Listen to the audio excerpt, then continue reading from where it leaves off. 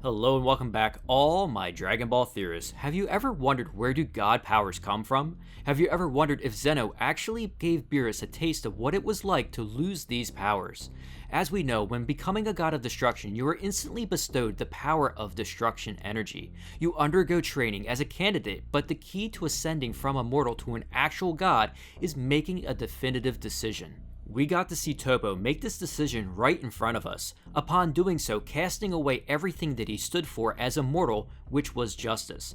This decision caused Goku, Vegeta, and Jiren to stop fighting. They sensed this massive energy swelling up inside Toppo as Jiren stated, "So you have made up your mind." This is the type of decision anyone who is a candidate to be a god of destruction will go through. I mean, Vegeta did pledge to Whis that he would become a destroyer god in order to be trained. However, if Vegeta or Goku did agree to become a god of destruction, they would undoubtedly have more power, but at the same time they would have to cast away everything they know as a mortal, everything they love and have sworn to protect. It would be a definitive decision they would have to make to ascend to this position, just like Toppo did, and in doing so, you aren't mortal anymore. You have the assignment of keeping balance in the universe. You will no longer age, and you will be indefinitely soul-linked together with the other side of this balance, the Supreme Kai. The Kais are there to create and see that life flourishes throughout the universe, while as a destroyer you are there to nullify anything you see fit to maintain this balance. The Supreme Kai and God of Destruction are the flip side of a coin, and they can't exist without the other. As Goku found out Beerus' secret that if the Supreme Kai is destroyed, then as his God of Destruction he will cease to exist. This soul link or bond is another reason why we will never see either of our heroes take on this role.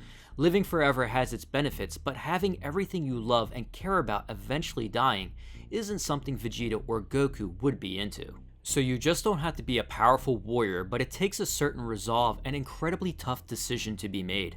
Which brings us to Beerus and his brother Champa.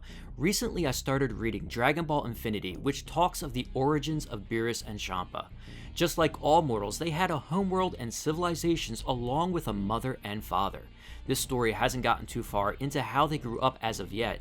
It only has their father Brood talking briefly of them, stating one only cares about eating while the other wants to sleep all the time.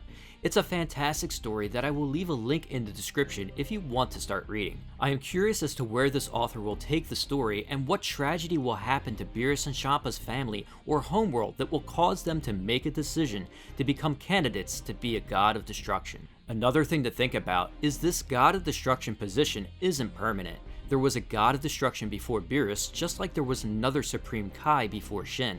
You are immortal, so you won't age, but only in this position until something happens or you resign. Why Belmod was training Toppo is unknown. Perhaps Belmod actually wants to be mortal again. Imagine living for millions of years with only one job, which is destruction to keep balance in the universe. If you find yourself unfit for this job anymore, or desire other things, you could train a replacement. I would have to imagine at some point you might want the comfort of returning to a mortal after seeing all there is. So these godly powers could be removed as quickly as they appear. Again, it is all based on a decision. When Vados and Whis were talking of Beerus and Champa's routine, Zeno stated, "Should I change gods of destruction?" which gave us one of the best looks from a terrified Beerus and Champa. Despite being in this position for millions of years, they know there was someone before them and could have someone put in their place if they aren't doing their job.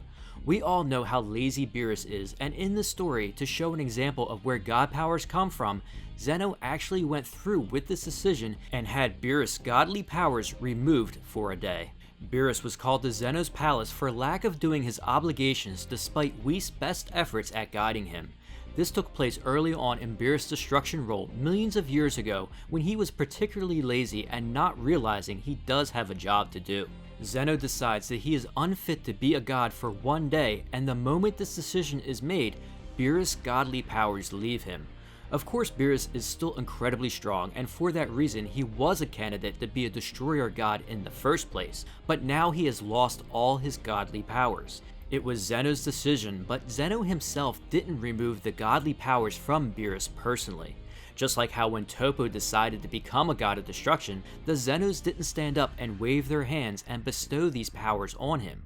A decision is being made in both instances, but there is something else granting and removing godly powers to these mortals. We have only started to scratch the surface of the god hierarchy, and the most interesting characters in it are the angels. They are there to guide these gods in doing their role and are even absolved from being erased by Zeno because of coming from the great beyond and being in a totally different position.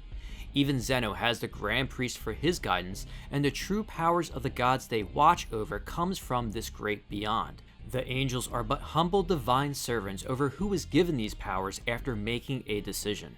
It is fitting that godly powers are manifested out of nowhere in a divine nature, just like the angels are manifested from this divine place to look over them. The day Beerus lost his powers, a decision was made and these godly powers returned to this divine source, awaiting for a time that they would be called on again.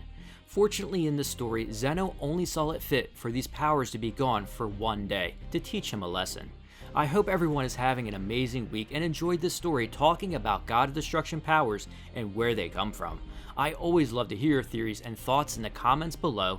If you enjoyed this video, don't forget to smash that like button and please subscribe to support the channel and turn on that notification bell to keep those theories coming.